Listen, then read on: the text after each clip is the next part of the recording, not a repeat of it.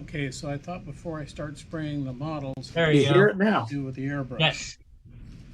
This is my main airbrush, the Badger. And first thing I do is take the needle out, wipe it. Then I have a product from Badger called Needle Juice. There's a clean one right there. And I dip the needle. Just kind of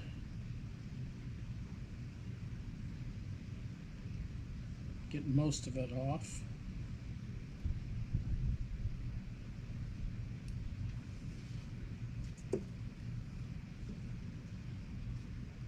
And I just kind of wipe it up and down the needle. And I insert the needle back into the gun. At this point, I put the needle all the way till it stops. I store the needle back off so it doesn't protrude out there while being stored. This is the air adjustment. You take a little bit of the thinner.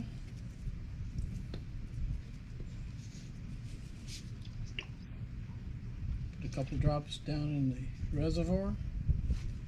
I have a garbage can over here and I just spray it through until I see it coming.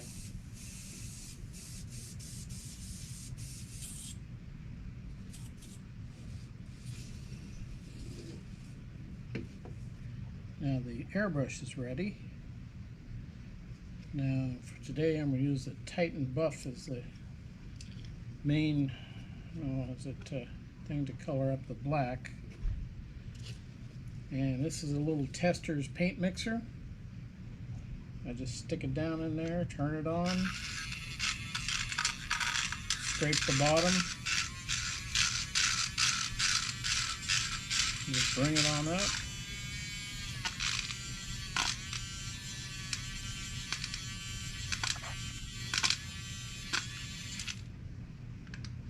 And when we're done with that, I take it, put it down in the garbage can, turn it on.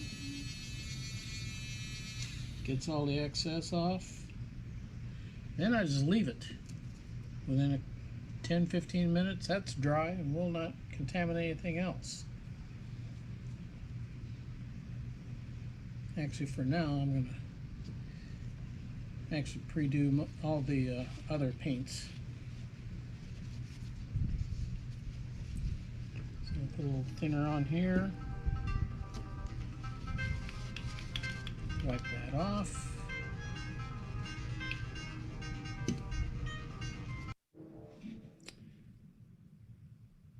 Thought we'd better show you what it looks like before I start in coloring up the rock as I do.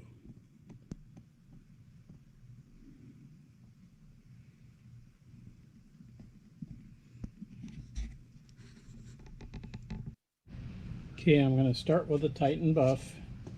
Like before, I'm fogging it in slight ways away from the top down.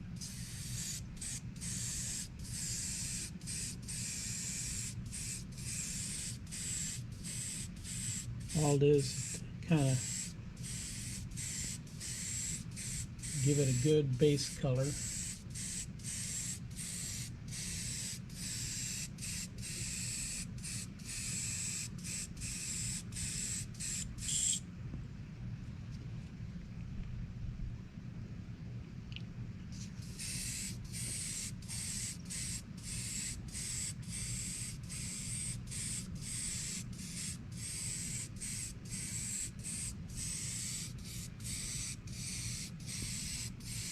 And always spraying down, never spraying up.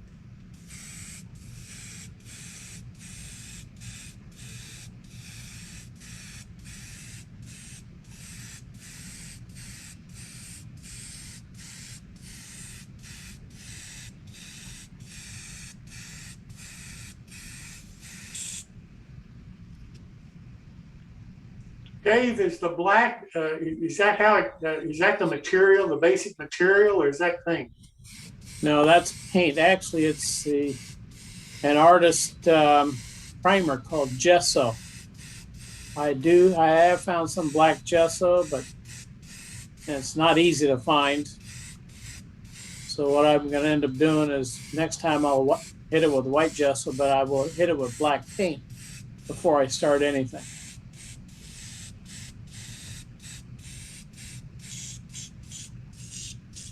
The reason for putting the black on directly is that you already have your shadows already there. You don't have to try to... Next color will be the raw sienna. And this will do quite a bit of coverage on it.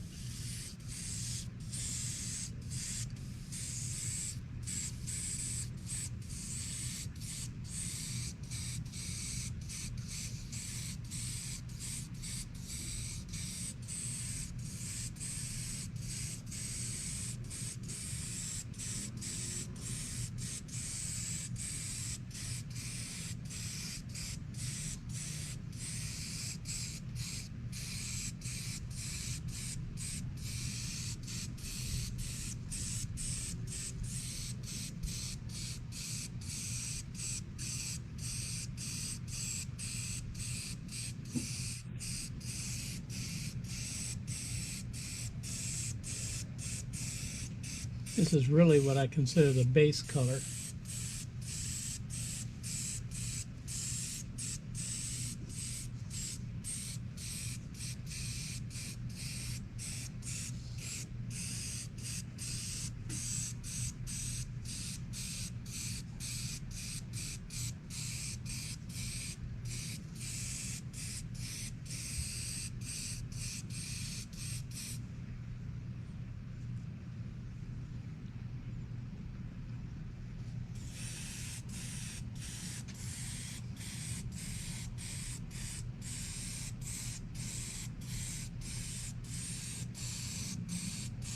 For this color, I want to get in a little closer than I did with the Titan Buff or the off-white color.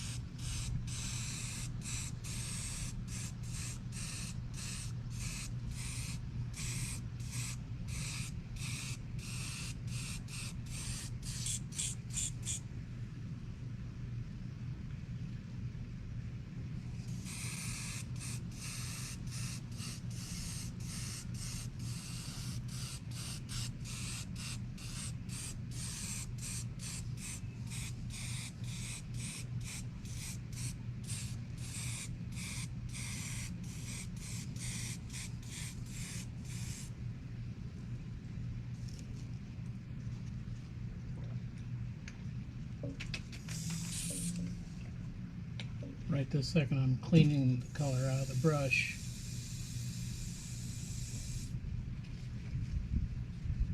Preparing for the next color.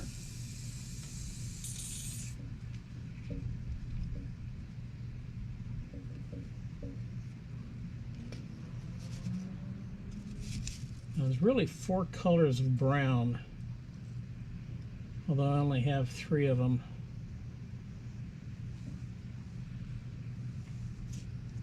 So from the raw sienna, I go to the burnt sienna.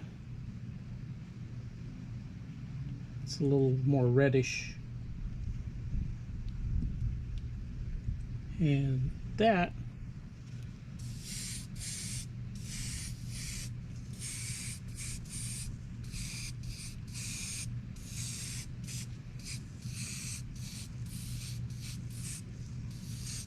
I'm not trying to cover, I'm just trying to highlight.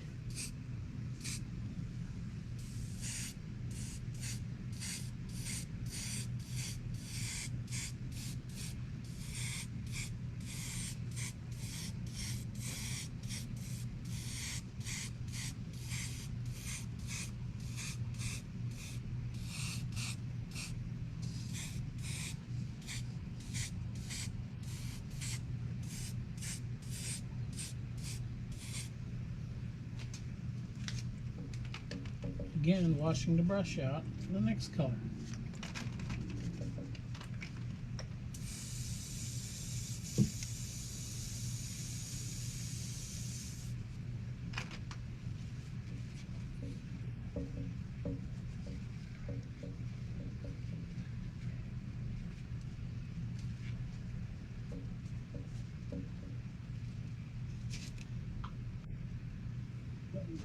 Next color I'm using is raw umber. The burnt umber is a little close to the burnt sienna. Raw umber is actually pretty dark brown. So you're not going to be using hardly any.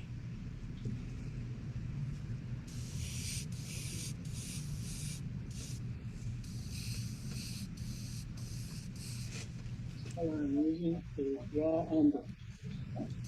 The burnt umber is a little close more in the shadows. Yeah, raw umber is actually pretty dark brown.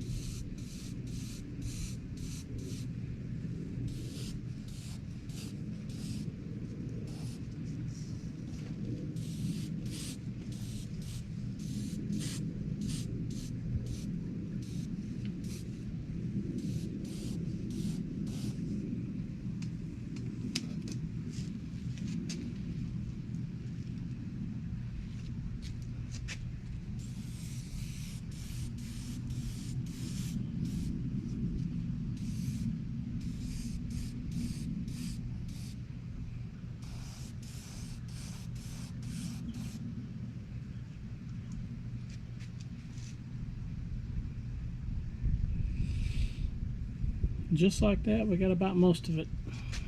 Here.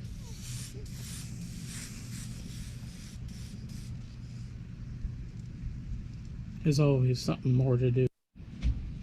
There is another color to add, and it's a transparent red oxide.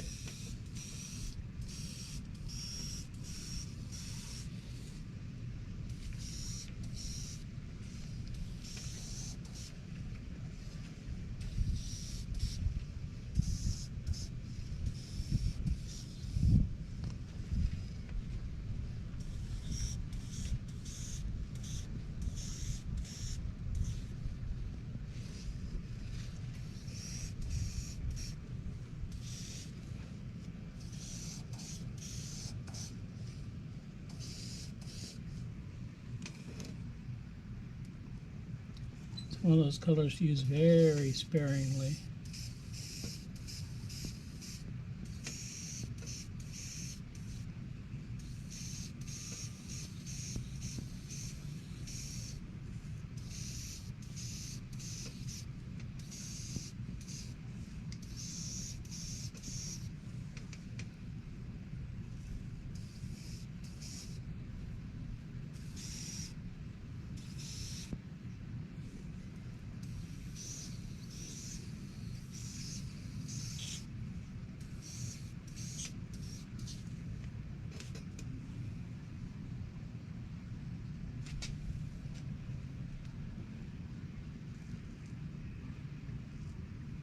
And we'll let those dry and see how they turn out.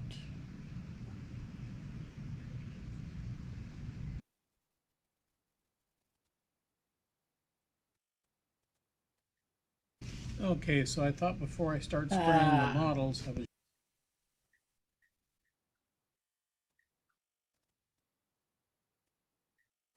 okay, that's my Colorado scenery. The one thing that you have to make sure you if you do something and you don't like it, don't be afraid to paint over it and do it again. I was at a friend's house where he's been a G scaler forever, and he's converted to ON30. We got him there. We're teaching him how to do plaster rocks. We're, teaching him quite a bit of things. He's hand laying track, something he's never done.